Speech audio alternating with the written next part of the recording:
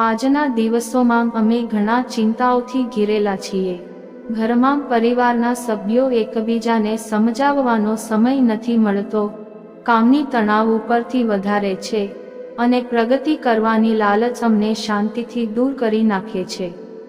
પણ શું તમે જાણો છો કે ઘરમાં ઝઘડાનો અને અશાંતિનો મૂળ કારણ વાસ્તુ દોષ પણ હોઈ શકે છે? વાસ્તુશાસ્ત્ર એ એવું વિજ્ઞાન છે જે અમારા આસપાસની ઉર્જાઓને સમજે છે. આ ઉર્જાઓ તમારા જીવનને પ્રભાવિત કરે છે. જો આપણે આ ઉર્જાઓને સંતુલિત રાખીએ તો અમારું જીવન શાંતિમય બની શકે છે. તમારા દૈનિક જીવનમાં જે વસ્તુઓનો ઉપયોગ થાય છે તેને કેવી રીતે રાખવું તે પણ વાસ્તુ છે, કારણ કે વસ્તુ શબ્દ પોતાને જ વાસ્તુ બનાવે છે. આવીએ જુઓ કે જો ઘરમાં અશાંતિનો કારણ વાસ્તુ દોષ હોય તો તેને કેવી રીતે દૂર કરીને શાંતિ લાવી શકીએ.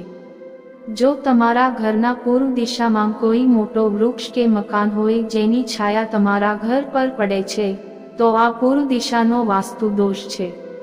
આ દોષથી ઘરમાં સદા ઝઘડા કલેશ થાય છે. આને દૂર કરવા માટે તમે ઘરના મુખ્ય દરવાજા પર હંમેશા સિંદૂર અને ગાયનું ઘી વાળો તિલક કરો કે ઓમ લખો અને સાથે કેટલાક ફૂલવાળા પૌધા પણ જરૂર લગાવો. દક્ષિણ દિશાના સ્વામી ગ્રહ મંગળ છે અને આ દિશાના દેવતા યમ છે. જો મંગળ શુભ નથી હોય તો આ દિશા રોગ, કાનૂની અડચણ, ક્રોધ વગેરેનો કારણ બની શકે છે. જો આ દિશામાં વાસ્તુ દોષ હોય તો આ દિશામાં એક ત્રિકોણ ધ્વજ લગાવો અને ઘરના સામને કભી તૂટેલું કોઈ સામાન ન રાખો. સાથે મુખ્ય દરવાજાના સામને ઘણું મોટું વૃક્ષ ન લગાવો. આ કરવાથી ઘરના સ્વામીનું સ્વાસ્થ્ય ખરાબ થઈ શકે છે અને ઘરમાં અશાંતિ ફેલાઈ શકે છે. ઉત્તર પશ્ચિમ દિશાનો કારક ગ્રહ ચંદ્ર છે. આ દિશાના દેવતા વાયુદેવ છે. વાસ્તુશાસ્ત્ર પ્રમાણે ચંદ્ર શુભ હોય તો ઘરમાં સુખ શાંતિ રહે છે, પરંતુ ચંદ્ર અશુભ હોય તો વ્યક્તિનો સ્વભાવ ચંચળ થાય છે. તે વ્યક્તિ કોઈ પણ કામ સ્થિર રીતે નથી કરી શકતો. આવી સ્થિતિમાં ઘરમાં હંમેશા એક મોટી બાલટી કે બર્તનમાં પાણી ભરીને તેમાં કેટલાક સુગંધિત ફૂલ મૂકી રાખો અને દરરોજ તેને બદલતા રહો. આ કરવાથી ઘરમાં શાંતિ આવશે. કેટલીક વાર તમારો મન શાંત નથી રહેતો અને કોઈ પણ કામ સારું નથી થતું. આનો કારણ વાસ્તુ દોષ હોઈ શકે છે.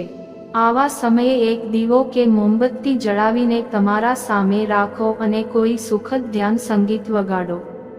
તમારી આંખો થોડી વાર માટે મોમબત્તીની લોકે જોવાની કોશિશ કરો અને સંગીતની સાથે ધ્યાન કરો. આ પ્રક્રિયાને 22 દિવસ સુધી 15 મિનિટ માટે કરતા રહો. તમને મનમાં ફેરફાર અને શાંતિ મળશે.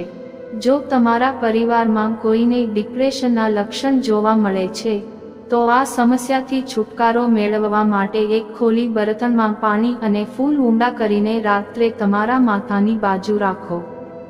સવારે આ પાણીને કોઈ વનસ્પતિમાં નાખો.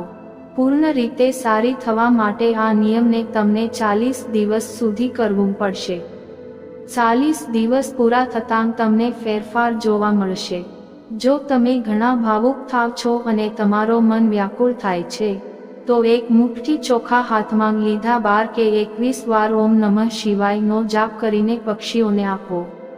આ નિયમને 16 દિવસ સુધી કરતા રહો. આ કરવાથી ઘરમાં સકારાત્મક શક્તિનો પ્રવાહ થાય છે અને શાંતિ મળે છે. વાસ્તુશાસ્ત્રના ઉપરોક્ત બધા નિયમોનું પાલન કરીને તમે ઘરમાં સુખ સમૃદ્ધિ લાવી શકો છો અને ઘરની અશાંતિને પણ દૂર કરી શકો છો. આવા જ વાસ્તુશાસ્ત્રના નવા વિડીયો જોવા માટે અમારી ચેનલને સબસ્ક્રાઇબ કરો અને આ વિડીયોને લાઇક કરો. હવે મળશું આગળના વિડીયોમાં. ત્યાં સુધી રાધે રાધે.